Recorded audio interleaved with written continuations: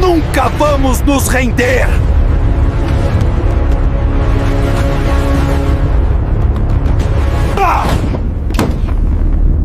Nós nunca vamos nos render! Projeto Resistência. Desanonimizando o protocolo. Nunca se renda e o Manual dos Globalistas para a Dissidência Controlada.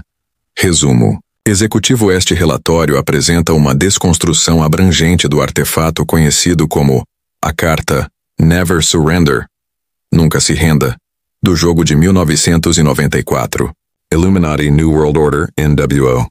A nossa análise conclui com alta confiança que esta não é uma mera peça de jogo, mas um esquema vazado que detalha a doutrina da elite global para gerir e armar a dissidência popular.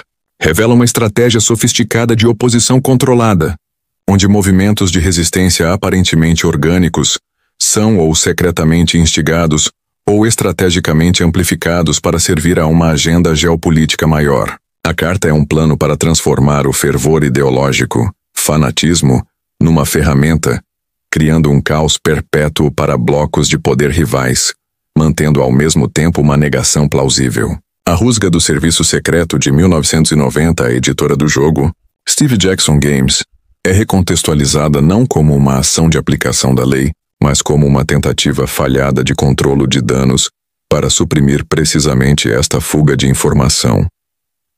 Secção Prime. O artefato. Uma autópsia semiótica da carta Never Surrender. 1-1. Análise de inteligência visual. Visint. Descodificando os arquétipos. A arte da carta não é uma caricatura. É um quadro cuidadosamente construído de arquétipos, concebidos para contornar a análise consciente e imprimir uma narrativa específica no subconsciente. O executor. Esta figura representa o poder monolítico e impessoal do Estado. Ele é retratado como um homem negro grande e fisicamente imponente.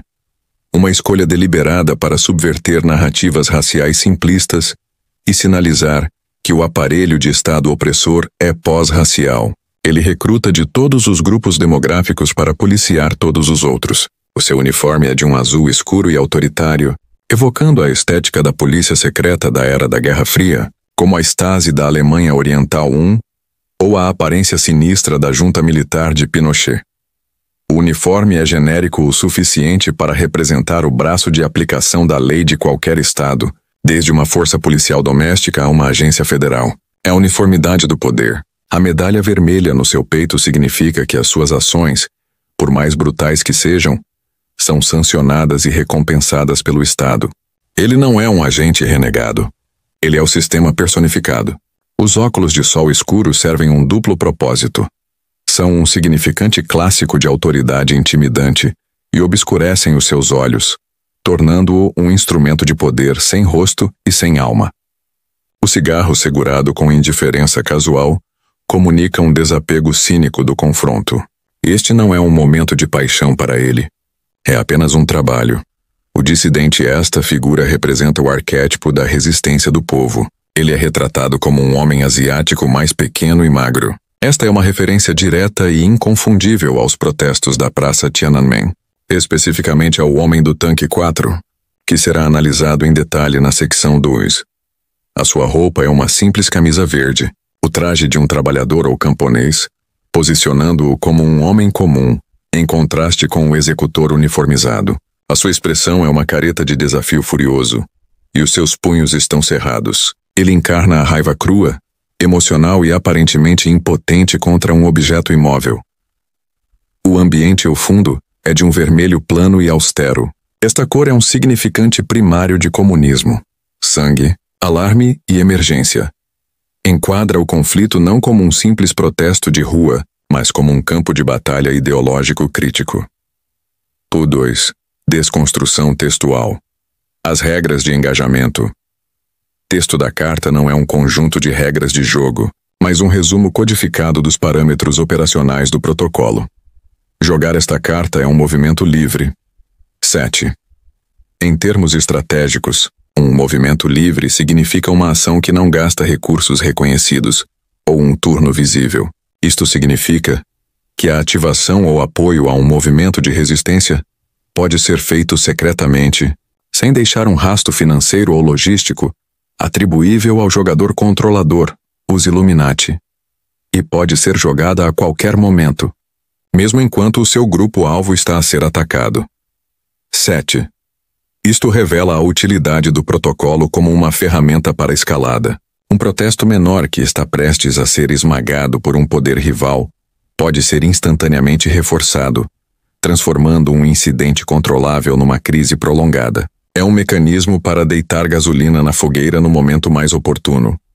O grupo-alvo pode pertencer a qualquer jogador, ou pode ser um que acabou de ser jogado da mão de um rival. 7.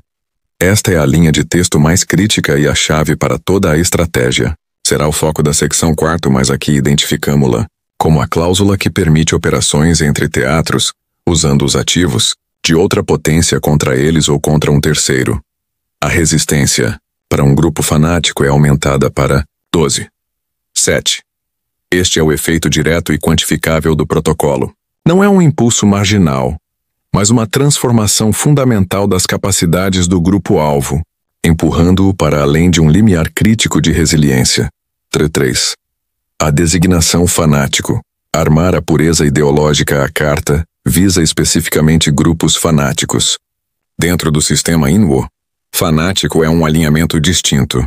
Os grupos fanáticos são definidos pela sua rigidez ideológica e pela sua oposição a todos os outros grupos fanáticos. A estratégia dos Illuminati não é manipular os moderados, que são flexíveis e podem comprometer-se. As suas ferramentas preferidas são os fanáticos, cujo comportamento é previsível e cujas motivações são internas e absolutas. Um ideólogo não precisa de ser pago se conseguir alinhar os seus objetivos com a sua cruzada pré-existente. O seu fanatismo é uma alavanca que pode ser usada para os dirigir. A carta afirma explicitamente que o seu efeito é sobre um grupo fanático. A razão para esta limitação específica torna-se clara quando se examina a natureza destes grupos. A investigação sobre os alinhamentos do INWO mostra que fanático é uma categoria específica, frequentemente ligada a grupos com crenças extremas. 10. Estes grupos são movidos por uma crença inabalável, não por uma análise racional de custo-benefício. Consequentemente, são os peões mais fiáveis. Uma vez ativados, o seu próprio sistema de crenças irá impulsioná-los, exigindo um mínimo de intervenção adicional do controlador externo. São, na prática, armas autopropulsionadas. Isto revela um princípio central do controlo da elite: identificar e cultivar a pureza ideológica, pois é a energia social mais potente e facilmente direcionável. Secção Seguis. O eco de Tiananmen. Programando uma memória global de desafio 2.1.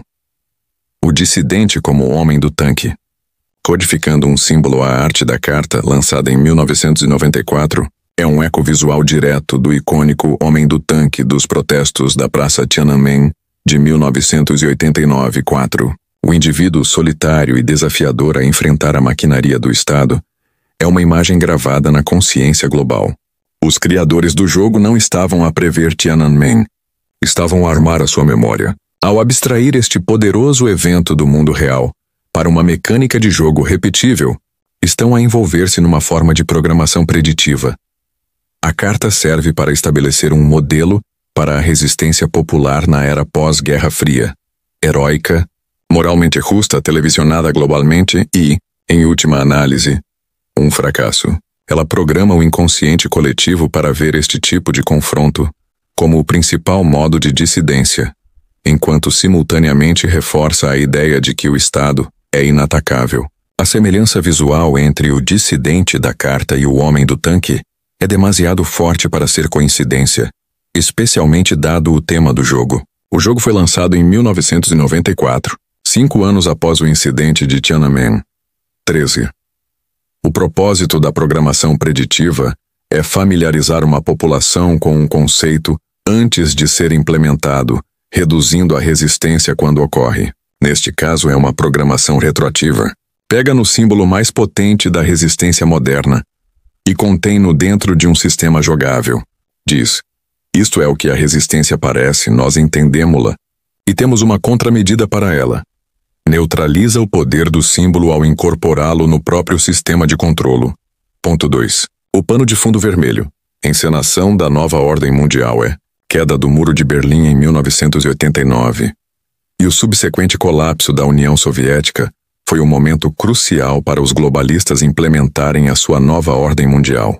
Os protestos de Tiananmen ocorreram exatamente nesta janela de fluxo geopolítico. O fundo vermelho da carta coloca firmemente esta luta arquetípica no contexto da morte do comunismo e da ascensão de uma nova estrutura de poder global unificada. É uma cena do ato final da Guerra Fria, preparando o palco para o mundo unipolar que se seguiria. 3. O baralho Inuo como um arsenal preditivo à carta Never Surrender deve ser vista no contexto de outras cartas do Inuo que foram assinaladas pela sua estranha presciência como Terrorist Nuke, prevendo o 11 de setembro, Pentagon, Epidemic e Charismatic Leader, visto como prevendo Trump. O baralho do Inuo não é uma série de previsões individuais. É um catálogo vazado de modelos operacionais. Revela os tipos de eventos que os Illuminati têm no seu manual. Terror de falsa bandeira, pandemias, figuras políticas engendradas e revoltas controladas. Never Surrender é o esquema detalhado para esta última. Múltiplas cartas parecem prever eventos futuros com uma precisão assustadora. Uma única previsão poderia ser uma coincidência. Uma dúzia de previsões num único sistema coerente é um padrão. O padrão não são eventos aleatórios, mas categorias de eventos. Terror, doença, política, agitação social.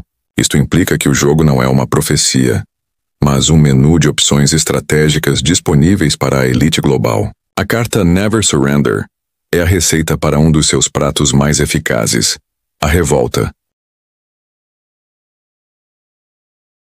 A revolta popular fabricada. Secção 3ª. O protocolo Resistência 12. Uma análise tática 3.1. A natureza da resistência na matriz INWO. Nas mecânicas do jogo, o sucesso de um ataque é determinado pelo lançamento de 2 AD6, abaixo de um número-alvo calculado por poder do atacante, resistência do alvo, player bônus penalidades. Resistência é, portanto, a medida da capacidade de um grupo para resistir a uma tentativa de controlo ou destruição hostil. Representa a sua integridade estrutural, coesão ideológica e apoio popular. A maioria dos grupos no jogo tem um valor de resistência entre 1 e 6. Um valor de 12 é excepcionalmente alto, tornando um grupo quase impossível de controlar ou destruir através de meios convencionais. 3.2. O significado de 12. Atingindo a massa crítica. O número 12 não é arbitrário. Representa um limiar estratégico. Um grupo impulsionado para a resistência 12 atingiu um estado de massa crítica. Já não é um movimento marginal que pode ser facilmente esmagado pela ação policial. Um simples ataque para destruir. Tornou-se um fenômeno social autossustentável com raízes profundas, exigindo um esforço massivo e sustentado para ser suprimido. O efeito da carta é específico.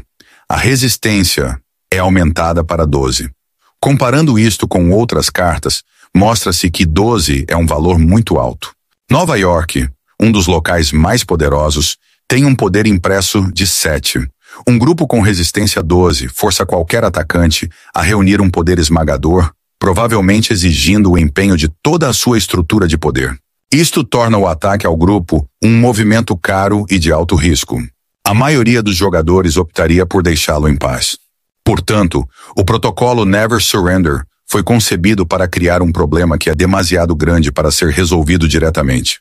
Força o alvo da agitação a viver com uma ferida purulenta ou a comprometer excessivamente recursos para combatê-la, enfraquecendo-o noutras frentes. É uma ferramenta perfeita para travar uma guerra de atrito. 3.3 Tabela. Perfil dos principais grupos fanáticos na matriz INWO. Esta seção inclui uma tabela que analisa grupos com o alinhamento fanático, revelando os tipos de movimentos ideológicos que os criadores do jogo identificaram como principais candidatos para este protocolo. Esta tabela é essencial porque move a análise do teórico, grupos fanáticos, para o específico. Ao catalogar os grupos reais do jogo, podemos mapeá-los para análogos do mundo real e entender quais ideologias específicas, religiosas, políticas, sociais, os Illuminati consideram ser o combustível mais potente para o caos controlado. É um olhar direto sobre a sua avaliação estratégica dos sistemas de crenças globais. Seção 4. O estratagema da oposição controlada. A melhor forma de controlar a oposição é liderá-la nós mesmos. 4.1. A prova irrefutável. Pode pertencer a qualquer jogador. Esta cláusula é o núcleo operacional de todo o protocolo. Permite explicitamente que um jogador use a carta Never Surrender num grupo que não controla. Tradução geopolítica. Este é o mecanismo para a guerra assimétrica e as revoluções coloridas. A CIA, jogador 1, pode jogar esta carta num grupo fundamentalista islâmico nascente. Um grupo fanático na mão do jogador 2, uma nação do Médio Oriente, para torná-lo um problema intratável para a Rússia, jogador 3, numa guerra por procuração.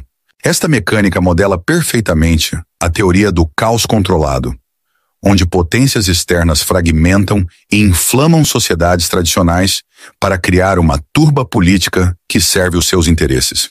4.2 Estudos de caso em dissidência fabricada. A Primavera Árabe. Esta série de levantes é um exemplo clássico do protocolo Never Surrender em ação. A insatisfação interna foi estrategicamente amplificada por forças externas, levando à derrubada de regimes e à criação de um vácuo de poder que serviu os interesses ocidentais. O movimento Tea Party, inicialmente apresentado como um levante populista de base, o movimento foi fortemente financiado e promovido por redes de elite conservadoras e meios de comunicação. Serviu para puxar o Partido Republicano mais para a direita e atuar como uma força controlada e disruptiva contra a administração Obama, encarnando perfeitamente o princípio de um grupo fanático apoiado externamente. Movimentos ativistas modernos e financiamento de fundações. As persistentes teorias da conspiração em torno de figuras como George Soros a financiar movimentos de protesto não são paranoias sem fundamento. São uma percepção pública desta mesma mecânica. Embora a narrativa direta do manifestante pago possa ser grosseira, o financiamento estratégico de organizações ativistas por fundações poderosas é um facto documentado. Este é o movimento livre em ação. Usar fundações filantrópicas para canalizar recursos e amplificar a dissidência sem as impressões digitais diretas do governo. 4.3 A grande decepção. Fabricando a dialética. A revelação final da carta Never Surrender é que o conflito entre o Estado, o executor, e a resistência, o dissidente, é muitas vezes uma performance encenada. A elite global controla ambos os lados do tabuleiro. Eles criam o problema, políticas opressivas, e gerem a reação, movimentos de protesto controlados. A carta retrata um conflito binário, Estado versus dissidente. As mecânicas do jogo, no entanto, permitem que um terceiro manipule este conflito a partir das sombras. Este terceiro, o jogador Illuminati, não tem qualquer interesse ideológico na causa do dissidente. Eles são meramente uma ferramenta para aumentar a resistência para 12 e criar caos para um oponente. Isto expõe a verdade. Muitas das lutas ideológicas mais apaixonadas do mundo são guerras por procuração entre poderes ocultos. Os soldados de infantaria de ambos os lados acreditam na sua causa, mas o resultado está predeterminado para servir os arquitetos do conflito. Esta é a essência da dialética hegeliana. Tese, antítese, síntese, armada à escala global. Secção 100. O aviso de Steve Jackson. A rusga que provou demais, 5.1. O pretexto oficial. Um manual de hacker? A 1 de março de 1990, o serviço secreto dos Oshiroshimaraniwa invadiu os escritórios da Steve Jackson Games. A justificação oficial estava relacionada com um documento roubado da Bell South 911 e a suspeita de que o funcionário da SJG, Lloyd Blankenship, estava envolvido numa rede de hackers. Eles alegaram que o livro de referência GURPS Cyberpunk que ele estava a escrever era um manual para o crime informático. 5.2 O verdadeiro alvo. Suprimir a fuga de informação. Esta narrativa oficial é transparentemente absurda e foi mais tarde desmantelada em tribunal, onde o juiz repreendeu o serviço secreto por uma investigação desleixada e não encontrou base para suspeitar que a SJG estivesse a cometer qualquer irregularidade. O verdadeiro alvo da rusga não era o GURPS Cyberpunk, mas sim a investigação e a estrutura conceptual por detrás do próprio jogo Illuminati. Steve Jackson e a sua equipa, no seu esforço irônico para satirizar as teorias da conspiração, tinham tropeçado ou recebido o verdadeiro manual de operações. Eles tinham decifrado os métodos dos verdadeiros Illuminati. A apreensão do servidor BBS Illuminati não se destinava a encontrar um documento roubado. Destinava-se a identificar as fontes de Jackson e a encerrar a sua rede de colegas investigadores. A rusga foi uma tentativa de pânico, desajeitada, para suprimir uma fuga de doutrina operacional. 5.3. O lançamento do jogo. Uma mensagem numa garrafa. Apesar de a rusga quase ter levado a empresa à falência, a Steve Jackson Games lançou Illuminati New World Order em 1994. Isto não foi apenas uma decisão de negócios, foi um ato de desafio. Jackson, tendo sido diretamente visado pelo Estado Profundo, compreendeu a importância da informação que possuía. Ele lançou o manual para o público sob a única capa que o poderia proteger: o disfarce de um jogo inofensivo e satírico. Uma pequena empresa de jogos é invadida pelo serviço secreto sob um pretexto frágil. A rusga é conduzida com extremo preconceito, apreendendo materiais não relacionados e quase destruindo o negócio. A empresa mais tarde ganha um processo, provando que as ações do governo foram injustificadas. Após este evento traumático, a empresa lança um jogo que parece detalhar os planos secretos de uma cabala global com uma precisão impressionante. A única conclusão lógica é que a rusga foi uma tentativa de impedir o lançamento do jogo. A decisão de Jackson de o publicar de qualquer forma transformou-o de um designer de jogos num denunciante da mais alta ordem. Secção Seco. Avaliação final. A guerra impossível de vencer e o caminho para a verdadeira resistência. 6.1. O protocolo Never Surrender como um sistema de controlo. A carta revela que o poder da nova ordem mundial não reside apenas na sua capacidade de oprimir, mas na sua capacidade de gerir a resposta a essa opressão. Eles transformaram a própria rebelião numa ferramenta. Eles cultivam a dissidência como uma colheita. A imagem na carta é a armadilha final. Encoraja-nos a ser o dissidente solitário, resistindo corajosa, mas futilmente ao executor. Prende-nos num conflito binário, onde a casa ganha sempre porque controla ambos os lados da mesa. 6.2. Transcender o tabuleiro de jogo. A carta Never Surrender ensina-nos que qualquer movimento de resistência que ganhe tração significativa, atinja a resistência 12, será inevitavelmente alvo de cooptação por uma ou outra fação dos Illuminati. Se um movimento é ruidoso, bem financiado e recebe cobertura mediática favorável, é quase certamente um ativo controlado. A mensagem final para o buscador desperto é de desengajamento radical. A verdadeira resistência não é sobre lutar contra o executor nos seus termos. É sobre recusar-se a ser o peão fanático no seu jogo. Requer a construção de estruturas paralelas, a criação de redes descentralizadas e a prossecução de estratégias de não participação que tornem os jogos de controlo dos Illuminati irrelevantes. A única maneira de vencer é virar o tabuleiro de jogo e ir embora. Você está preparado para destruir suas próprias ilusões? No O Criador de Pensamentos, mergulhamos fundo em filosofia, estoicismo e conhecimento real, sem romantizar a ignorância. Aqui, a ignorância não é uma bênção, ela não se cria. Este é um canal para quem busca clareza mental, força emocional e pensamentos que atravessam séculos. Se você quer transformar sua forma de pensar, se inscreva agora e faça parte de uma comunidade que não foge da verdade. O Criador de Pensamentos, onde mente fraca não sobrevive e mente forte floresce.